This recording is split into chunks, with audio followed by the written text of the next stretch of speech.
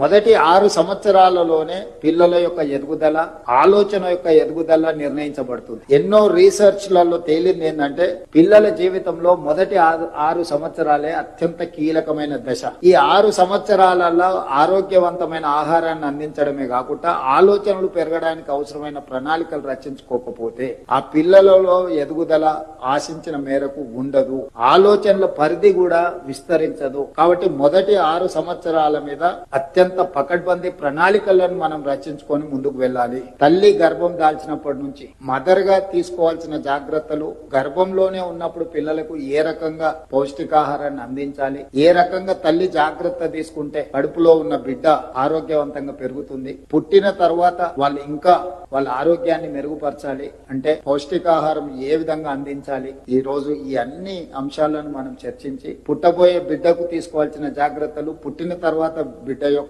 ఎదుగుదలలో తీసుకోవాల్సిన జాగ్రత్తలు, ఎదిగిన బిడ్డలకు చదువు, సంస్కారం, సమాజంలో గౌరవం ఏ విధంగా తీసుకురావాలి, వీటన్నిటి మీద కూడా ప్రభుత్వం ప్రణాళికబద్ధంగా ఆలోచన చేసి ఇలాంటి కార్యాచరణలు అన్నిటినీ తీసుకుంటుంది.